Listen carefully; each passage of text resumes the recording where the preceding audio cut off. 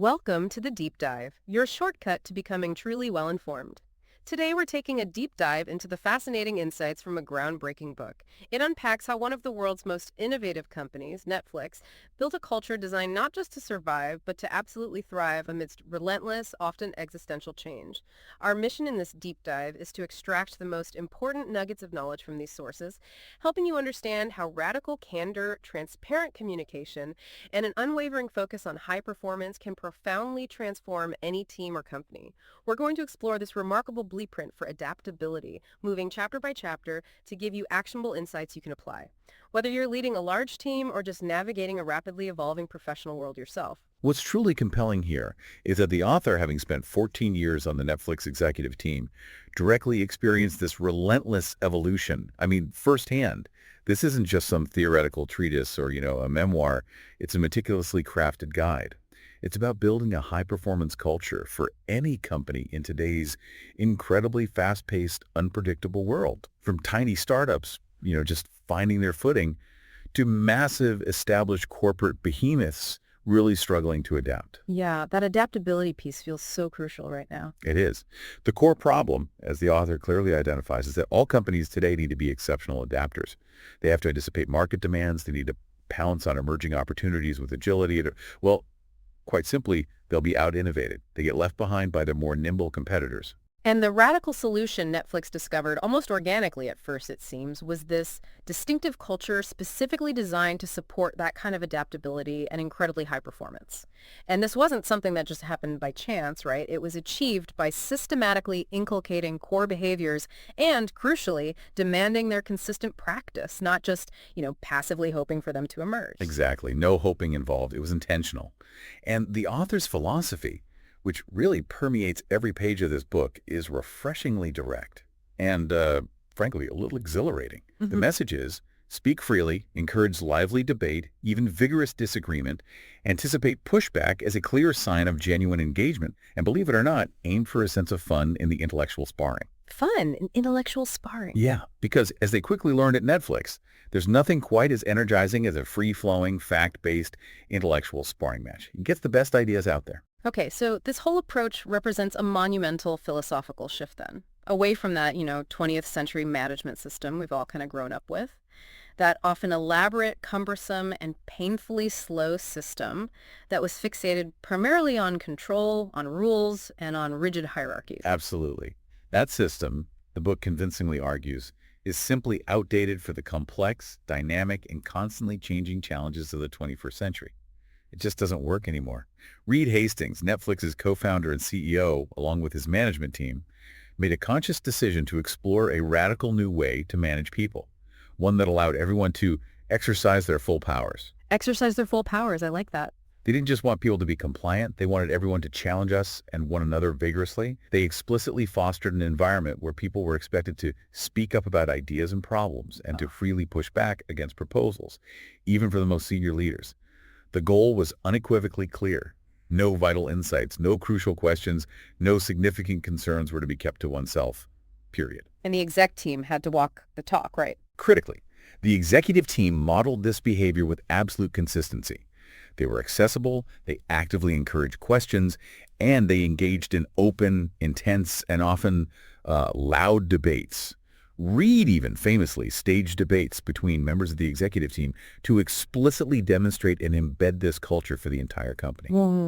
Okay, so a foundational insight we get immediately is that the old 20th century management system, with its emphasis on control and bureaucracy, is fundamentally outdated for the fast-paced, ever-changing challenges of the 21st century.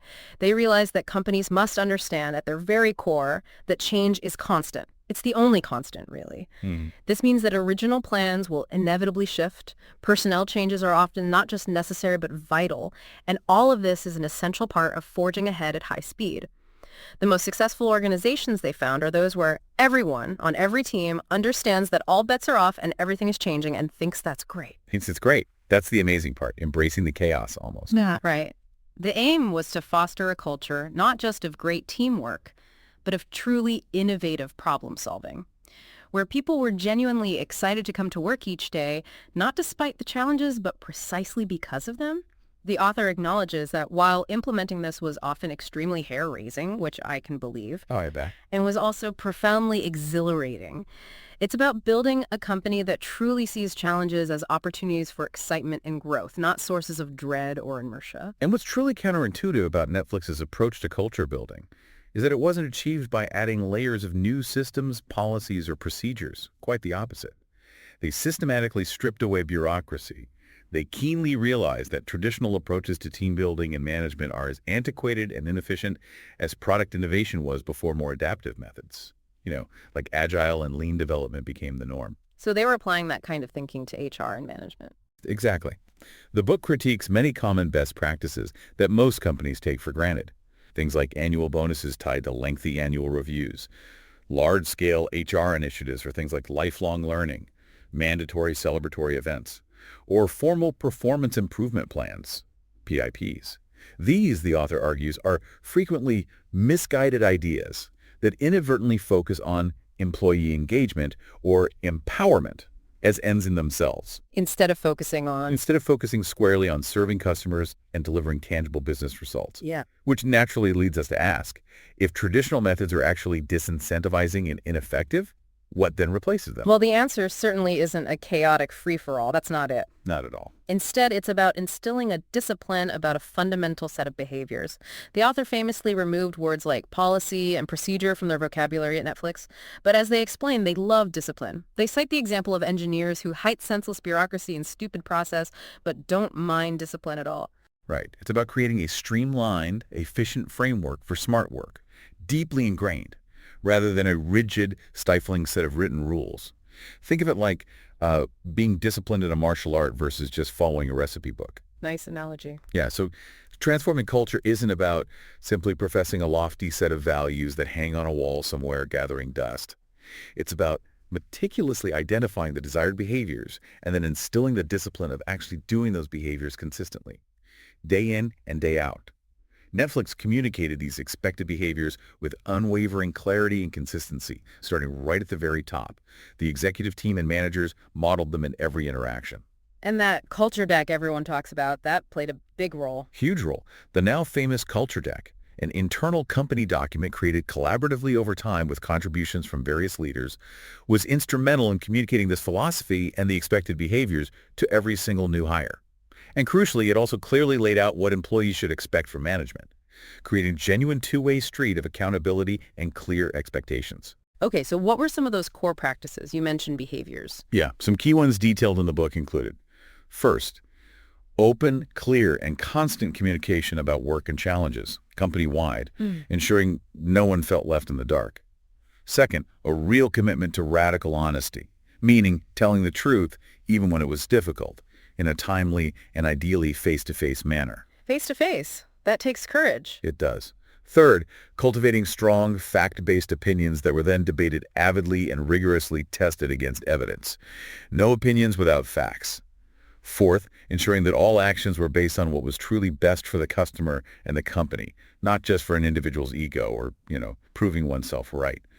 And fifth, profoundly important, hiring managers proactively building future teams with high performers and the absolutely right skills for where the company was going. And managers didn't just talk about this stuff, they actually did it. They embodied and modeled them every single day. It wasn't optional. So if we connect this to the broader picture for, any organization listening, what this truly signifies is the power of incremental change, isn't it? That's exactly it. The key is not to try and revolutionize everything overnight.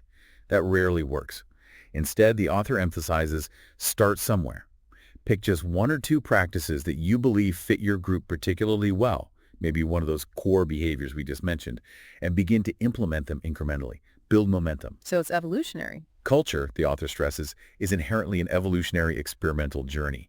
It's not like flipping a switch that instantly transforms your organization. It's a living, breathing entity that adapts, grows, and improves over time through continuous effort and refinement. Like tending a garden rather than assembling a machine. I like that. Okay, shifting our focus now, let's get into a really compelling aspect of this model. How do you actually get rid of rules and bureaucracy without total chaos ensuing? Right. It seems impossible.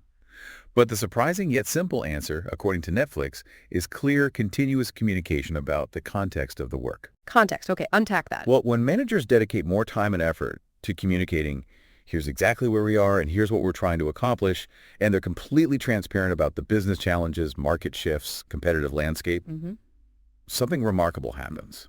Policies and traditional incentives suddenly become far less important. They almost become irrelevant. Why is that? Because this continuous open context setting facilitates much more timely performance improvements and allows for nimble, rapid goal adjustments across the entire organization. It also actively encourages people at every level to ask insightful questions and share valuable insights because they genuinely understand the bigger picture their individual work fits into. They're not just executing tasks in a vacuum, they're contributing to a shared, informed mission. And the author's own journey really illustrates this, doesn't it? Being head of HR but reporting directly to the CEO? Absolutely. As the head of HR at Netflix, she explicitly insisted on not being siloed off as just the HR lady in a separate department. She reported directly to Reed Hastings as a core part of the executive team. This forced her to learn deeply about the business, not just about human resources theory. And this whole approach was heavily inspired by the concept of open book management, championed by folks like Jack Stack and Bo Burlingham. Right, the great game of business. Exactly, which essentially advocates for sharing comprehensive financial and operational information with all employees. Radical transparency. And this became absolutely critical during that huge, scary shift from DVDs to streaming. Pivotal. And terrifying, as the author describes it. Reed Hastings passionately advocated for this seismic change from DVD by mail to a streaming-first subscription model. The author knew it would be wrenching and deeply unpopular with most employees who loved the DVD model, but Reed firmly believed it was the only way to secure the company's long-term future. This required the author herself to deeply understand the mechanics of the new numbers race business model, basically, making huge upfront investments in content and tech for the promise of future recurring revenue. It was, as she describes it, a very big bet for Netflix. So the question then becomes, how do you get everyone else on board when a change is that scary and disruptive? Like moving away from late fees, which you mentioned were like the gas and Blockbuster's engine. Yeah, exactly. How do you manage that fear?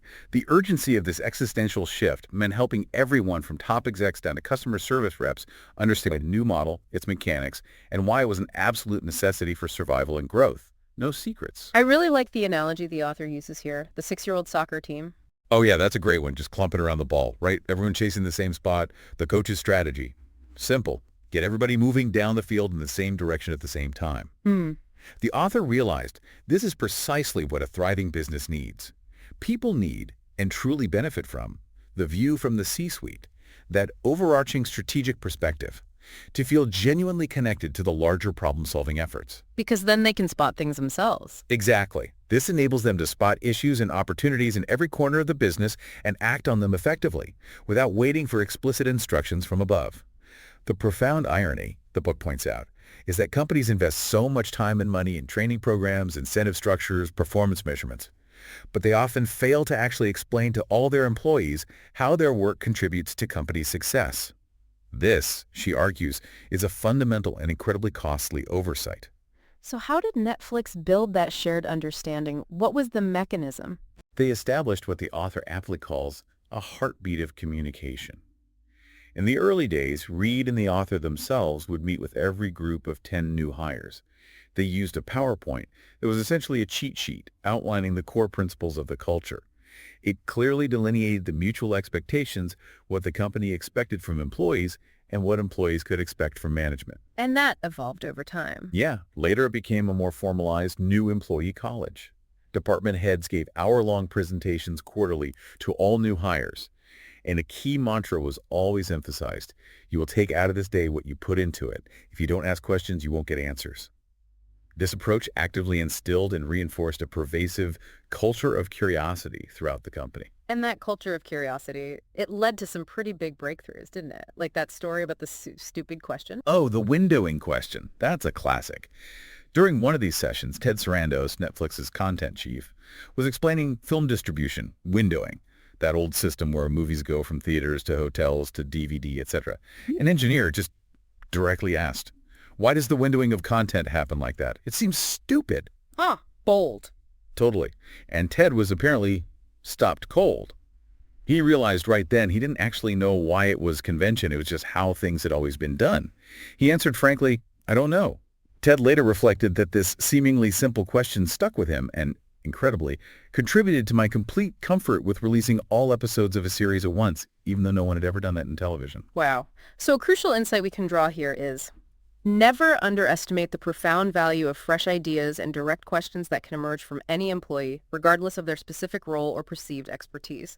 A supposedly stupid question can sometimes unravel decades of unquestioned convention. Absolutely. And that leads naturally to a crucial point about dealing with what might seem like a clueless employee. If someone appears uninformed or confused about a business issue, the author adamantly argues it's not their fault. The immediate thought should be, okay, he doesn't know what I know, so I have to inform him. The rule of thumb she gives is to explain it as though you're explaining to your mother. Because jargon gets in the way. Totally. She recounts how her own mother frequently called HR jargon stupid, and as the author Riley notes, she was always right. The undeniable reality is that most employees across many organizations simply don't know the numbers or how their daily work directly impacts the company's crucial bottom line. They need that context explicitly given to them. Okay, take customer service as an example. You mentioned the huge cost of poor service. Right. $62 billion annually in the U.S. back in 2016, and bad experiences spread like wildfire. The Netflix solution? Simple but radical. Teach customer service reps to read the company's P&L, the profit and loss statement. The P&L. Seriously. These frontline employees are usually the last to see this vital financial information, if ever. Yet their direct contact with customers is absolutely fundamental to word-of-mouth marketing and customer acquisition. So the implication is profound. Every company calculates its cost of customer acquisition. Why not share that critical info and the P&L with your service reps from day one? Let them see the real monetary value of a happy, retained customer versus a lost one. That directly challenges that old bias, doesn't it? The one where execs think business details are MBA stuff and regular employees wouldn't get it or care. Exactly. The author's response to that bias is refreshingly blunt. Then don't hire people who are that stupid. Better yet, don't assume that people are stupid. Assume instead that if they're doing stupid things, they were either uninformed or misinformed. It puts the onus back on leadership to inform. And concerns about freaking out employees by sharing bad news, almost always misguided. In fact, she argues what's much more anxiety-provoking is not knowing. Right, the uncertainty is worse. Much worse. Public companies share tons of info with the world via earnings reports. Why should investors know more about the company's health than the actual employees building it? She suggests companies hold internal earnings calls for all employees, or at least let them listen in on the real investor calls. Because if employees aren't informed by you directly and transparently, They'll get misinformed somewhere else. Gossip, rumors. exactly, you lose control of the narrative, and usually to a much worse version of reality. Okay, so in terms of effective learning, the book emphasizes coaches, not classrooms. Yes, powerfully. Formal training classes, especially generic ones, are often misplaced time and money. Think about sports coaches. They know instinctively there's no better way to learn how to perform than to be in the game. So rather than abstract conflict resolution classes or theoretical lectures, what's truly valuable is practical, on-the-job, in-the-game learning with direct feedback. So what should companies teach then? The author states it clearly. If I could pick one course to teach everybody in the company, whether they're in management or not, it would be on the fundamentals of how the business works and serving customers. People genuinely crave this kind of knowledge because they can take it and run with it, immediately applying it, unlike, those eye-rolling conflict resolution classes everyone dreads. And what about millennials or younger folks? Any different approach? No. The author insists, don't treat them differently. They are simply people early in their careers who, like everyone else, want to keep learning. So the message is consistent. Teach them how business works. And sure, perks like free pizza are nice, but the best perks are genuine opportunities to understand the business and customers better. Like Netflix taking the whole company to Sundance or bringing in famous directors. Even offsites, she stresses, should have serious agendas. Real data, tough questions, intense debates about the future, not just golf and cocktails. Okay, and how do you know if people are actually getting the message, that metric? The heartbeat metric. It's brilliant, simple yet profound.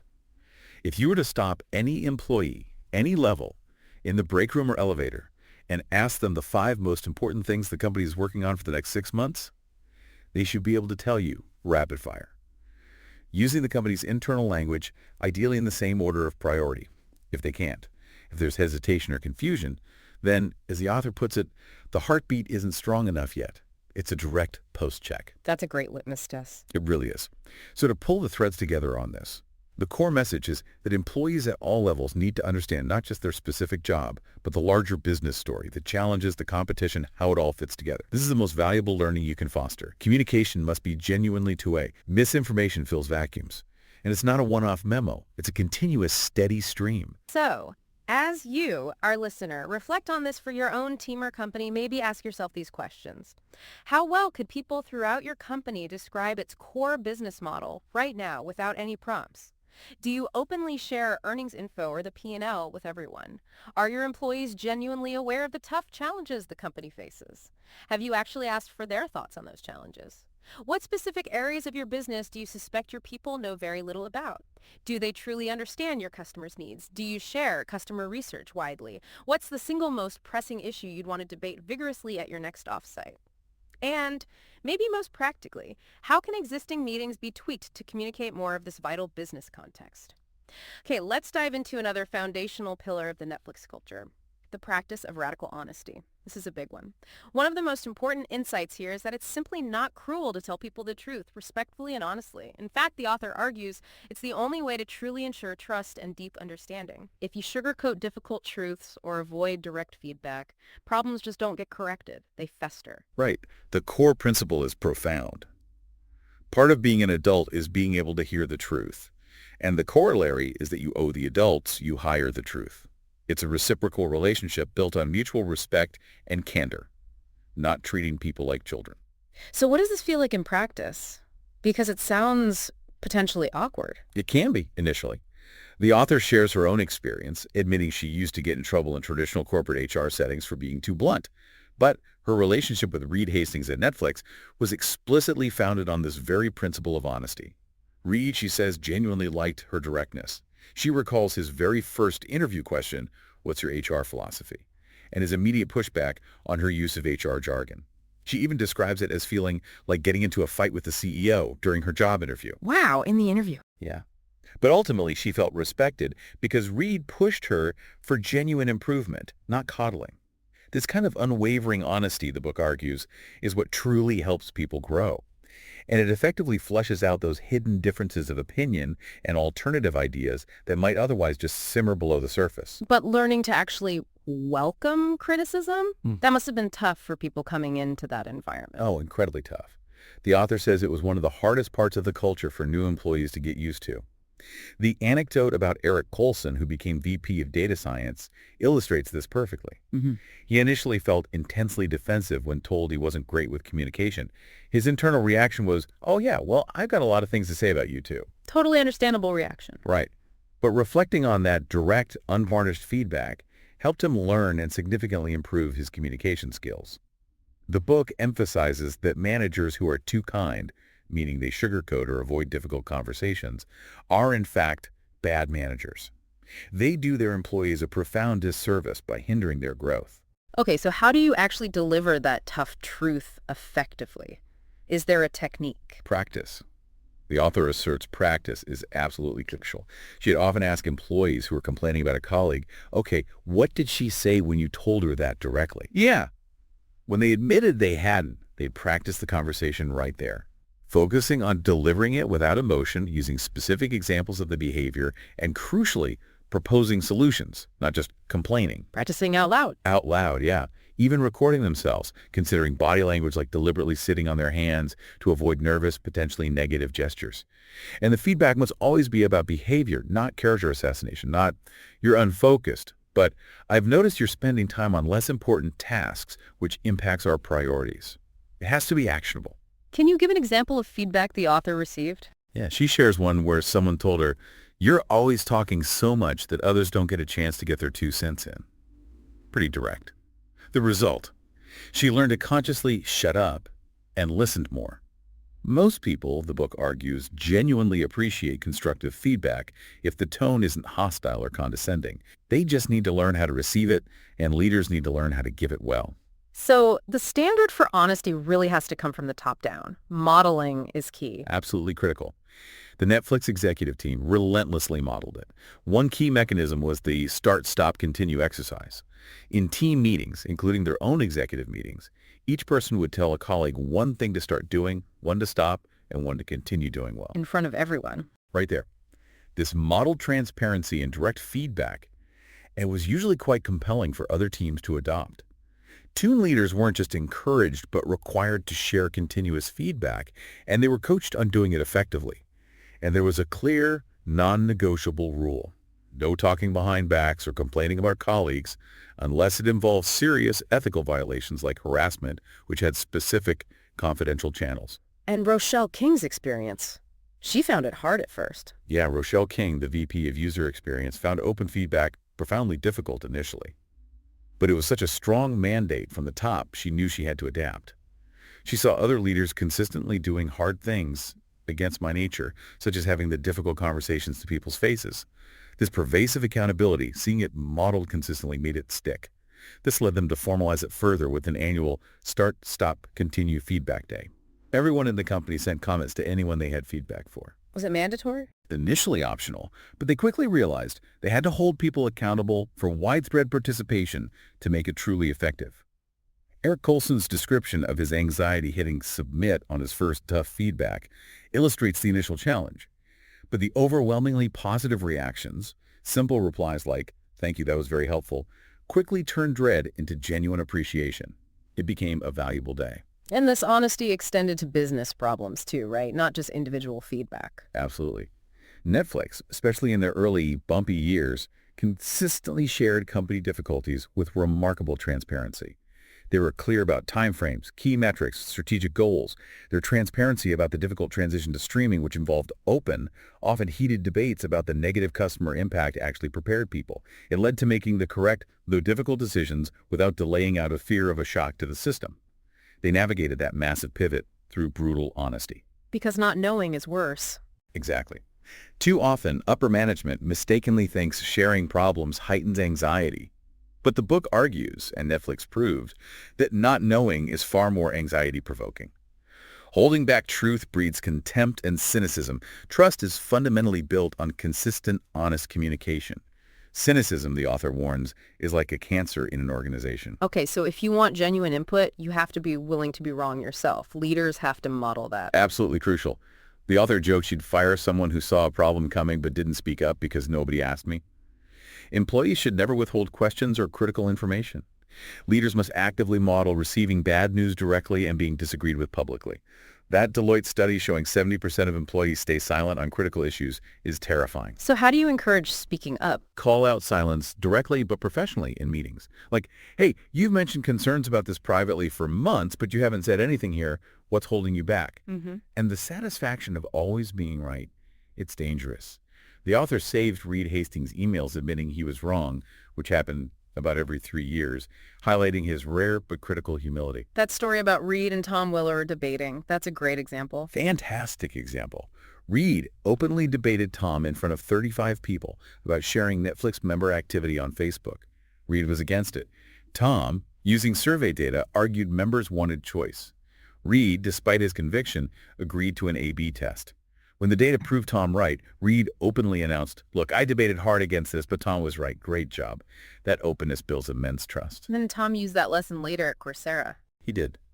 As CPO at Coursera, he was sure they should stream classes 204/7. Professors argued for semester starts and deadlines for motivation. Tom ran tests, found many started the 247 classes, but fewer finished. Deadlines mattered. They ended up with a blended model. This honest, data-driven debate from below is sadly smothered at so many companies. And the results. That corporate executive board study found companies fostering honest feedback had a 270% higher return over 10 years. It pays off. And transparency helps prevent rewriting history. Exactly. When debates and decisions are open, people take ownership of their advocated positions, success or failure. It reduces finger-pointing. Even the disastrous Quickster decision splitting DVD streaming, raising prices, was a train wreck. But because of the culture of transparency, the whole team had to take responsibility. No scapegoats. Collective ownership. Okay, and quickly, why did they ditch anonymous surveys? That seems counterintuitive. It does, right? Conventional wisdom says anonymity brings truth. But Netflix engineers, valuing Open attributed contributions, like in coding where errors are traceable, actually rebelled against it. And they were right. Feedback became more thoughtful and productive when sources were identified. The author argues truthful people are truthful anyway. If you don't know who's giving feedback, how can you contextualize it or discuss it? Anonymous surveys often produce softball criticism or focus on trivial stuff like flavored water in the fridge, not deep issues. So the takeaway is, If you want to know what people are thinking, there's no substitute for simply asking them, ideally face-to-face. okay, let's recap this principle of radical honesty. Timely, face-to-face truth is the most effective problem solver. It diffuses tension, builds trust, reveals opposing views. Leaders must model admitting mistakes and practice delivering constructive feedback. Mechanisms like feedback days can help build the muscle. All right, moving on to another critical piece, the vigorous debate of ideas. You mentioned the Netflix exec team was fierce, but in an intellectual way. Exactly. Combative, but focused on ideas, not people. They rigorously modeled vigorous questioning for all employees, setting that expectation from the top. And the core reason Netflix could keep reinventing itself was tied to this. The author argues yes. It was by deeply teaching everyone at every level to ask probing questions like, how do you know that's true? Or the softer version, can you help me understand what leads you to believe that's true? Take the buffering problem. Sales and marketing weren't supposed to just vent. They were told to ask engineers, help me understand why buffering takes so long. This simple shift built remarkable bridges of understanding. It cultivated curiosity, respect, learning, and stopped rumor-mongering. But that could be tough for new managers coming in from different cultures. Definitely. The author tells a story of a new manager lecturing his team about a problem they were already working furiously on. An engineer politely interrupted, we're excited to have you, but just so you know, we're aware of this and have been working on it for 3 months. That manager couldn't adapt to that directness and eventually left. But most people learned to appreciate the ethic of asking tough questions. So strong opinions were encouraged, but they had to be. Fact-based. Absolutely critical. The standard was clear. Have an opinion, take a stand, be right most of the time. The danger, she points out, is people who win arguments just by being persuasive, not because their argument has merit. Netflix had an eloquent guy who was almost always wrong. The standard was develop opinions by probing facts and listening openly to fact-based arguments you disagree with. This came naturally from the early engineering math background of many employees, the scientific method applied to business. Okay, let's talk data versus facts. You said data doesn't have an opinion. What does that mean in practice? It means that while data is powerful, people can become overly wedded to it. They use it too narrowly, detached from the wider business context. They see data as the answer. Exactly, rather than just the basis for good questions. Early Netflix engineers loved using actual streaming data to bust myths about customer behavior based purely on opinion, like finding out people loved storage wars. Data is just one component. People are biased in which data they use. Even with the same data, you need to challenge each other on things spreadsheets can't capture: assumptions, strategy, the human element. And beware data that looks good but doesn't matter. That HR software story. Oh yeah, the trap. A vendor tried to sell her elaborate HR software, collecting tons of data via 2-hour assessments. She asked, what will they do with this data? His answer, well, they'll finally have it. The point is, don't spend time and money just creating data for data's sake. Fixating on metrics that don't drive value, like HR's traditional obsession with raw retention numbers, is a mistake. Turnover isn't inherently bad. Context matters. And the best people aren't swayed by perks. So how did Netflix keep debates focused and productive, not just arguments? The standard was always serving the business and our customers. That kept things grounded. Companies fail customers, she says, by not intensively interrogating their own data and assumptions. They created the Consumer Science Meeting, or CSM, a mandatory monthly forum for rigorous debate about customer behavior and product decisions. Read, marketing, product content heads all there. Employees presented test results. Execs questioned them intensely. Steve McClendon, who came from print marketing, found it stressful, a barrage of questioning. But he learned to come prepared, anticipate questions, structure his arguments. He learned to think bigger picture. It proved nobody understands customers purely on instinct. And they weren't afraid to kill popular ideas if data didn't support them, like the DVD queue. Exactly. Data showed removing the DVD queue made no material difference to overall satisfaction, despite a small group's loud opposition. Data won. Or the credit card friction test. Hypothesis. Removing the card requirement for free trials boosts signups. Results. Abysmal, signups have. Why? It forced a double sign-up later, adding more friction. They had to accept their logical hypothesis was wrong based on actual behavior. And earning a reputation for selflessness helps keep debates constructive. Hugely. Debates escalate when ego or departmental turf wars are suspected. If you believe the other person is genuinely fighting for the good of the company, you're more willing to listen, even if you disagree strongly. In CSM, if debates veered off, someone would ask, and how does this help the customer exactly? Refocusing. Actively recognizing others' contributions also builds that trust. Reed Hastings modeled this well. John Shancutti had an idea nobody thought was a good one. Reed listened, internalized it, remembered it later, and it worked. Key lesson. Fact-based doesn't mean true. Always revisit conclusions. Okay, so the big takeaway here, don't just hope for debate, actively orchestrate it. Like Reed making execs argue the other side. Exactly. That forced empathy, understanding the opposing view deeply.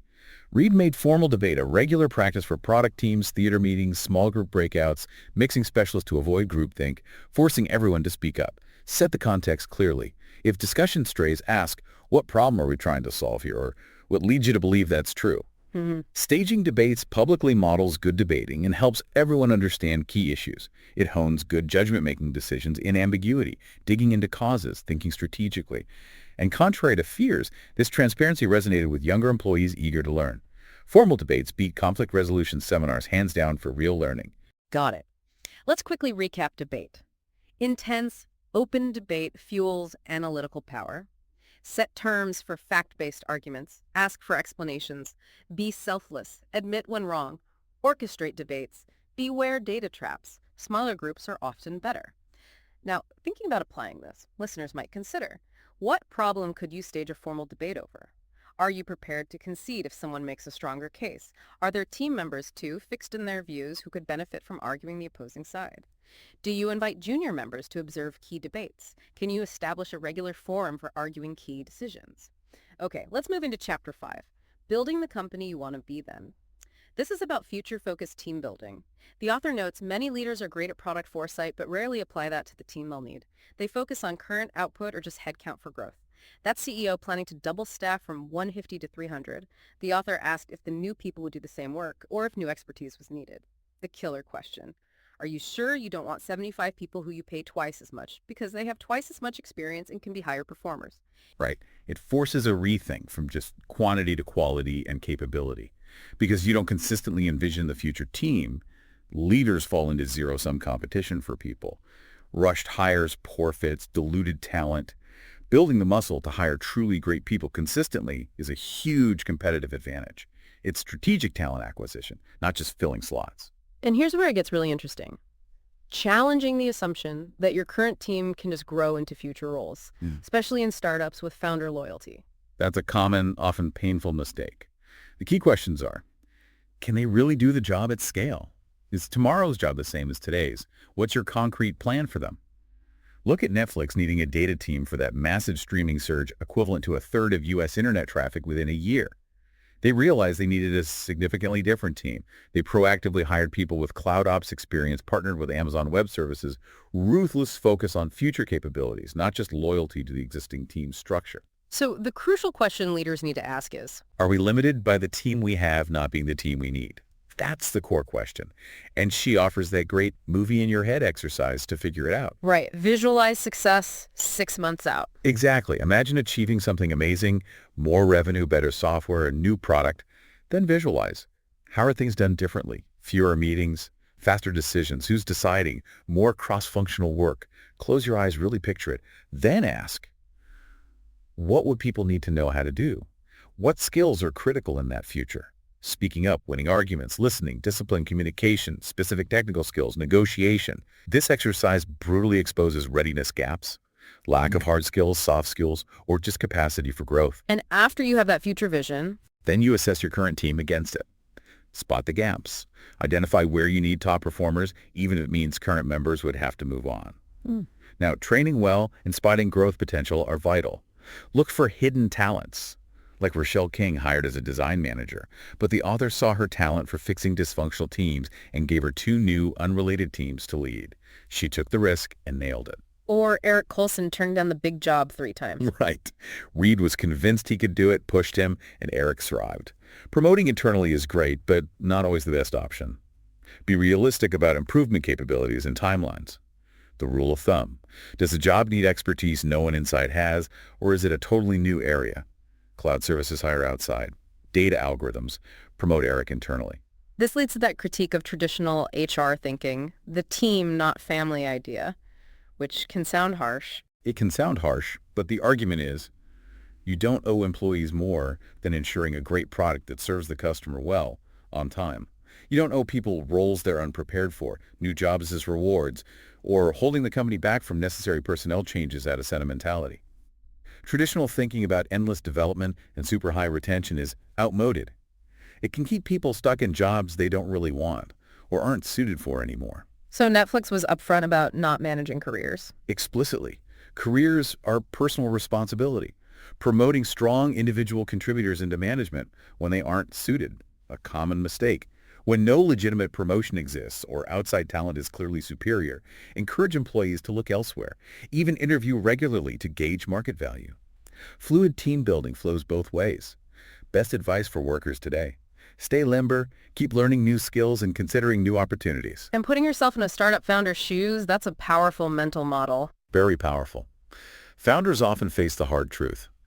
Early phase people methods differ from scaling phase needs. Early on. Smart, hardworking believers. Later. Problems need experience. Ask. What would a startup founder do facing this challenge? Why should the answer be different for your established company? Cuts through emotional baggage. And nostalgia is a danger sign. A big one. The team not family metaphor helped fight nostalgia for the good old scrappy days. When Netflix shifted from edgy indie films to reinvent television, some were unhappy. The author told an upset engineer, because we're successful, we want to be a global corporation. Sometimes people are genuinely happier moving to a smaller, scrappier place that fits their preferred stage. It's okay. Okay, quick summary for this section. Build the team for the future. More people isn't always better. Fewer high performers might be best. Sports teams are models. Scouting, calling rosters. Team, not family. Some current members may not fit the future. Businesses develop products markets, not necessarily careers. Develop internally when best. Hire externally, proactively. People own their own development. Got it. Let's dig into Chapter 6. Someone really smart in every job. Having the right person in every single position. 3 core tenets drove Netflix's talent management here. 1, hiring and firing high performers is the manager's job. 2, if you can't comfortably let good people go and they aren't the best fit anymore, you can't be good at hiring great ones. 3, this creates dynamic, proactive teams, not stagnant ones. Competitive companies proactively bring in new talent, knowing even their best people eventually seek new challenges. Which leads to that really counterintuitive insight about retention. Right. The author argues retention itself is not a good measure of team-building success or culture. The real measure is, how many great people with the needed skills and experience do you have? How many are you keeping? How many new ones are you hiring? How efficiently are you replacing those who need to move on? It's hard letting good people go, but it frees them for better fits. Companies should aim to be known for hiring top talent, which paradoxically helps exiting employees find new jobs. That Eric Colson story, again leaving Netflix for Stitch Fix, a tiny startup, shipping clothes, baffling at first glance. But Eric was in love with the data possibilities there. It shows even great people leave for the right challenge, the right puzzle to solve. It's not always about the bigger company or title. And money doesn't buy love or top performers. The perk wars Are absurd, according to the author. Perks are nice, but great work isn't driven by them. Netflix paid highly competitive salaries competing with Google, Facebook, but didn't compete on price as the core lever. And no bonus system. If your employees are adults who put the company first, an annual bonus won't make them work harder or smarter. That's a bold statement. Very bold. The Warby Parker CEO story Illustrates it perfectly. He asked about executive bonuses. The author pointed out the contradiction. If you expect agility and adaptation, how can you tie bonuses to fixed goals that might change? You don't need a bonus system tied to goals. Motivation comes from talent density, being surrounded by other amazing people, and appealing challenges. Netflix was clear they couldn't promise long-term careers, but top performers weren't deterred by that. So the difference between Google needing quantity and Netflix needing precision. Yeah, kinda. Google needs lots of smart people for many bets. Netflix needed exactly the right people for one core thing, customer happiness from their product, precision matching. And she dislikes the term A player, implies a generic grade. It's about making great matches. One company's A player might be another's B. Context is everything. And moving beyond superficial culture fit, which often just means someone I'd have a beer with. Which is totally wrong-headed, she says. Diverse personalities can be great fits. Anthony Park, the quiet, introverted programmer from a bank, created a Netflix app, turned bright red when offered a job. But in intense debates, he'd wait, ask, "Can I speak now?" and see something really smart that stopped everyone. Now a director. Look beyond the surface for unique problem solving. Or the Xbox Gold membership question. Brilliant interview question. Candidate asked about special conditions for the million-subscriber device. Told Xbox required Gold membership. Reasoned it was Xbox users already willing to pay a premium. Right answer, hired. Digging deeper. Or Christian Kaiser, the amazing team builder from AOL, whose team wouldn't leave him. They went and got that guy. Look for demonstrated abilities, not just resume points. And hiring manager accountability was non-negotiable. Absolutely. Managers must deeply understand and execute the hiring approach. Model from the top. Reed Hastings recruiting directly on LinkedIn. Reed messages 20 prospects, gets 3 responses, Skypes 1, wants him in Monday. That engagement made recruiters only all the more competitive. Recruiters coach managers. Ironclad rule. Interviewee waiting. Stop and help. Interviews trump everything for managers. Ultimate hiring decision with the manager. No layers. Speed and efficiency are key. The whole process gives candidates a powerful first impression. So, the bottom line, HR people must be business people, not just administrators. Yes. Yeah. Not just the HR lady. The author built an internal headhunting firm to save money and ensure HR understood business needs. HR is a service organization, but not spelled S-E-R-V-A-N-T. They serve Netflix customers, not just hiring managers. They need to understand customer needs, product, strategy. Bethany, the recruiter, building the We team. Right. She felt ownership. I built that team. Exactly. Shows HR's potential impact when truly embedded. The author even reassigned a recruiter from an exec not engaging, telling him, "It's your job to build a team, not hers. If you don't need her, that's cool." Demonstrated HR's strategic value. Managers dismissing HR tell them to start expecting and demanding that they do. Hire smart people into HR. Insist their business people. Include them. Hire a business person to run HR. And the critique of annual performance reviews. A waste of time. Largely, yes. Takes huge effort, removed from any true connection to business results and serving customers.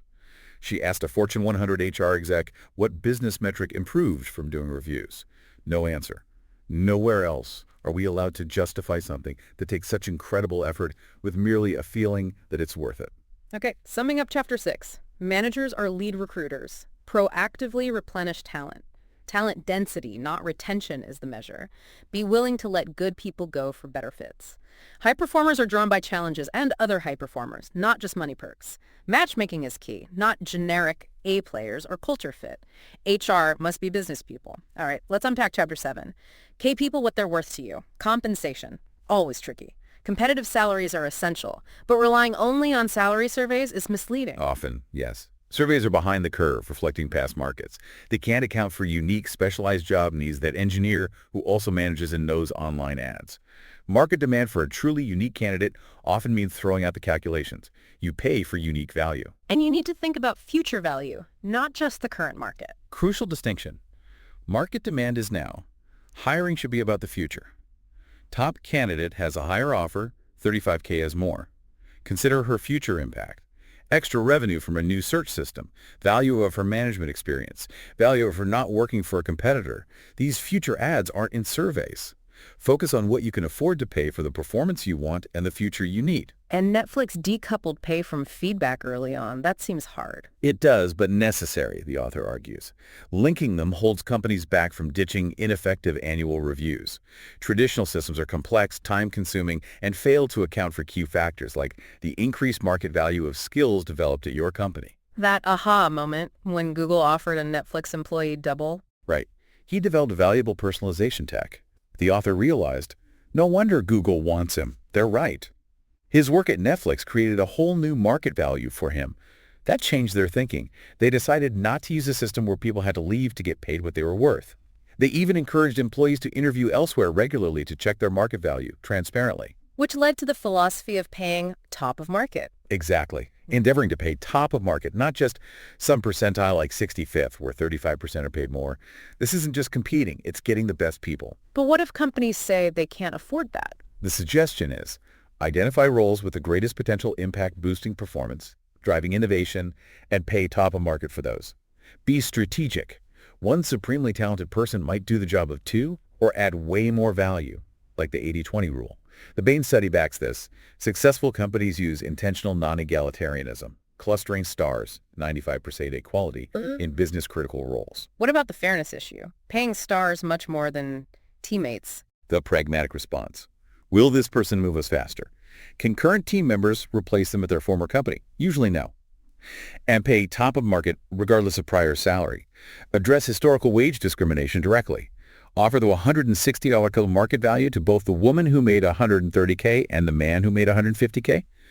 Paying top dollar for the best often generates growth that far outweighs the cost. It's an investment. And avoid the magical thinking of signing bonuses. Yes, often ill-conceived. That employee offered a relocation bonus for living 30 miles away. Manager said, well, he'll like it. Pointless. Signing bonuses, intended as one-time, get counted by employees in their total package. Leads to perceived pay decrease next year, causes resentment. Avoid them. Finally, transparency in compensation. Share the data. Companies pay for salary survey data but rarely share it, fearing employees will want more or react badly to discrepancies. But the author says, be more transparent because people complain about pay. Exactly. Transparency lets you explain why others are paid what they are, reinforcing a performance culture. If you don't have a shareable rationale, you probably ought to take a hard look at why. If pay is tied to actual contributions and market value, you can explain discrepancies. I know she makes $325K, but here are the 5 times she was crucial. Transparency also helps address pay bias. If you find bias, admit it and fix it. Okay, recapping compensation. Skills don't fit templates. Salary shouldn't be rigid. Surveys lag. Consider future value. Pay top of market for critical roles. Avoid signing bonuses. Transparency builds trust and fairness. All right, let's wrap up with Chapter 8. The continuous evolution of culture, knowing when to say goodbye. When leaders communicate clearly about the future and challenges, it helps people assess their own fit. Exactly. It equips them to evaluate how well their skills fit and whether that future is one they want. That engineer who loved startups but disliked Netflix becoming a large corporation, the author encouraged him. It's okay. You don't have to be part of it. You may be most happy in a 50-person organization. Respecting individual paths. People should be prepared to make moves, inside or outside, to pursue passion.